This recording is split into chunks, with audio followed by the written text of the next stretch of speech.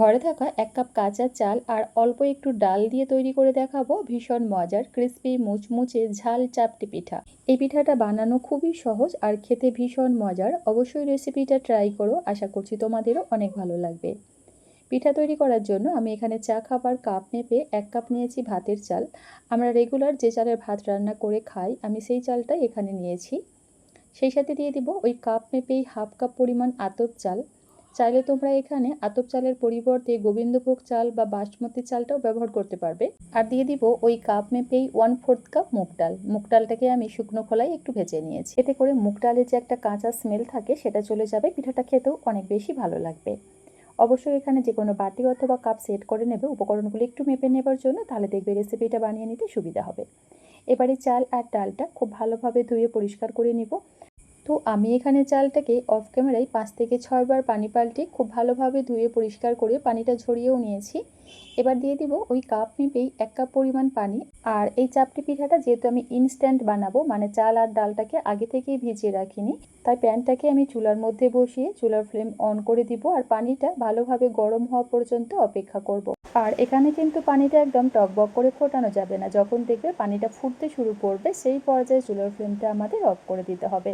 আর এই চাপটি পিঠাটা তোমরা বানাবে এরকম যদি আগে থেকে ঠিক করা থাকে, তাহলে চাল ডালটাকে সারা রাতের জন্য ভিজিয়ে রাখবে, তাহলে দেখবে পিঠাটা অনেক সুন্দর তৈরি হবে। তাছাড়া এই চাল ডালটা তোমরা 3-4 ঘন্টার মতো ভিজিয়ে রেখেও পিঠাটা বানিয়ে নিতে পারবে। আর হাতে সময় একদমই না থাকলে ঠিক এই প্রসেস ফলো করে পিঠাটা বানিয়ে নিতে পারবে, একদম পারফেক্ট হবে।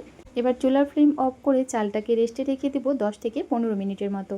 আর এই সময়ের মধ্যে দেখবে পানিটা খুব ভালোভাবে শুকিয়ে যাবে। আর এই সময়ের মধ্যে দেখো চাল আর ডালটা কিন্তু খুব সুন্দরভাবে নরম হয়ে গেছে। এবারে চালের মধ্যে দিয়ে দিব পেঁয়াজ। আমি এখানে দুটো ছোট সাইজের পেঁয়াজ নিয়েছি। সেই সাথে দিয়ে দিব 5 কোয়া রসুন। ঝালের জন্য দিয়ে দিচ্ছি 3টে শুকনো লঙ্কা আর 2টো কাঁচা লঙ্কা। আর সেই সাথে দিয়ে দিব হাফ চা চামচ পরিমাণ হলুদ গুঁড়ো, এতে করে পিঠার মধ্যে খুব সুন্দর একটা কালার আসবে। আর হ্যাঁ, এখানে ঝালের পরিমাণ তোমরা তোমাদের প্রয়োজন মতো বাড়িয়ে কমিয়ে অ্যাডজাস্ট করে নেবে। এবারে সমস্ত কিছু উপকরণ মিক্সিং জারের মধ্যে নিয়ে নিচ্ছি ব্লেন্ড করার জন্য। এবারে চালটা ব্লেন্ড করার জন্য দিয়ে দিব ওই কাপ মেপেই 1 কাপ পানি। তো প্রথমে 1 কাপ পানি দিয়ে আমরা চালটা ভিজিয়ে রেখেছিলাম, এখানে চাল পেস্ট করার জন্য আরও 1 কাপ পানি ব্যবহার করলাম। ঢাকা চাপা দিয়ে চালটাকে ব্লেন্ড করে নিয়েছি। তবে হ্যাঁ, এখানে চালটাকে একদম মিহি বা স্মুথ করে পেস্ট করার প্রয়োজন নেই। একটু দানা দানা ভাব থাকলে পিঠাটা খেতে অনেক বেশি ভালো লাগে। দেখতেই পাচ্ছ ঠিক এইভাবে ব্লেন্ড করে নিতে হবে। এবার এই পেস্টটা একটা মিক্সিং বোলের মধ্যে ঢেলে নিচ্ছি। আর এখন দেখো ব্যাটারটা কিন্তু অনেকটাই ঘন, তবে এই চাপাটি পিঠা তৈরি করার জন্য ব্যাটারটা আমাদের একদম পাতলা করে তৈরি করতে হবে। তা এই ব্যাটারের মধ্যে আমি আরও 1 কাপ পরিমাণ পানি অ্যাড করলাম। খুব ভালোভাবে নেড়েচেড়ে মিশিয়ে নিচ্ছি। আর এই পিঠার ব্যাটার তৈরি করার জন্য আমি মোট 3.5 কাপ পানি ব্যবহার করেছি। পিঠার ব্যাটারটা কিন্তু যথেষ্ট পাতলা হবে, কোনোভাবেই ঘন করা যাবে না। এবার এই ব্যাটারের মধ্যে দিয়ে দিব স্বাদ মতো নুন। আর এই পর্যায়ে নুনটা অবশ্যই একটু চেক করে নেবে। এই পিঠার মধ্যে নুন কম হলে খেতে কিন্তু একদমই ভালো লাগবে না। এবার এই চাপাতি পিঠার মূল উপকরণ হচ্ছে লেবু পাতা, মানে লেবু পাতা অ্যাড করলে পিঠার টেস্টটা দ্বিগুণ বেড়ে যায়।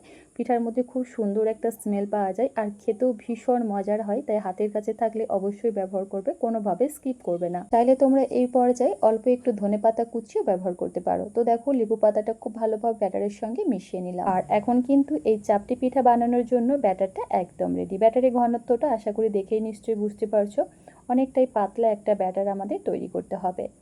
এবারে ব্যাটারটা একটা সাইডে রেখে দিব। এদিকে একটা বোলের মধ্যে নিয়ে নিচ্ছি 1 চা চামচ সাদা তেল আর সেই সাথে দিয়ে দিব 2 চা চামচ পরিমাণ পানি। এবার নেড়ে চেড়ে একটু মিশিয়ে নিচ্ছি।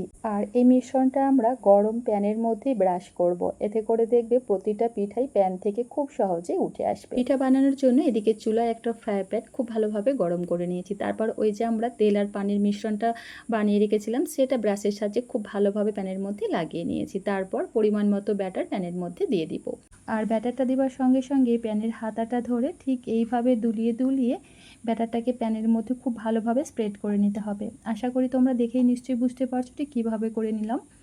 এবার ঢাকা চাপা দিয়ে পিঠাটাকে কিছুক্ষণ হতে দেব, ওই ধরো 1 মিনিটের মতো।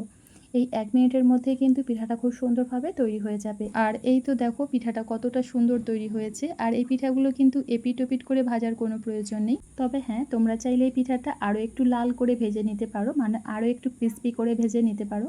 তবে আমার কাছে এই পিঠাটা এরকম হালকা একটু ক্রিস্পি হলেই খেতে বেশি ভালো লাগে। তো চলো আরও একটা পিঠা তোমাদের বানিয়ে দেখাই। ব্যাটারটা দিবার আগে কিন্তু অবশ্যই প্যানটা খুব ভালোভাবে গরম থাকতে হবে, তাহলে দেখবে এই পিঠাগুলোর মধ্যে অসংখ্য ছিদ্র তৈরি হবে। এতে করে চাপাটি পিঠাটা দেখতেও সুন্দর লাগবে আর খেতেও অনেক বেশি মজার হবে। একইভাবে আরও একটা পিঠা বানিয়ে নিলাম। এই চাপাটি পিঠা বানানো একদম পানির মতো সহজ, শুধুমাত্র পিঠা তৈরি করার কিছুক্ষণ আগে চাল ডালটা একটু ভিজিয়ে রাখলেই হবে, তাহলে দেখবে পিঠাগুলো বানাতে কোনো রকম ঝামেলা মনে হবে না, খুব সহজেই পিঠাগুলো বানিয়ে নিতে পারবে। তো একইভাবে বাকি পিঠাগুলো আমি ভেজে নিয়েছি, আর দেখো প্রতিটা পিঠাই কিন্তু একদম পারফেক্ট। আর এরকম পারফেক্ট চাপাটি পিঠা বানানোর জন্য ব্যাটারটা পাতলা করে তৈরি করতে হবে, তাহলে দেখবে প্রতিটা পিঠাই ঠিক এরকম সুন্দর তৈরি হবে। একইভাবে সমস্তগুলো বানিয়ে একটা প্লেটের মধ্যে উঠিয়ে নিয়েছি। গরম গরম এই চাপাটি পিঠা খেতে ভীষণ মজার। যারা মিষ্টি পিঠা খেতে পছন্দ করো না তাদের জন্য পারফেক্ট একটা রেসিপি। এই পিঠাগুলো গরম থাকায় যেমন ক্রিস্পি আর মুচমুচে থাকে, ঠান্ডা হয়ে গেলে দেখো একদমই সফট তুলতুলে নরম। আর এই চাপাটি পিঠা খাওয়ার জন্য কোনো কিছুর প্রয়োজন হয় না, দেখবে এমনি এমনি খেয়ে নিতে পারবে, এত বেশি মজার হয়। অবশ্যই রেসিপিটা বাড়িতে ট্রাই করো, আশা করছি ভীষণ ভালো লাগবে। ভালো লাগলে প্লিজ লাইক কমেন্ট শেয়ার করো। আজ তাহলে এই পর্যন্তই, আবার দেখা হবে নতুন কোনো রেসিপিতে। আল্লাহ হাফেজ, আসসালামু আলাইকুম।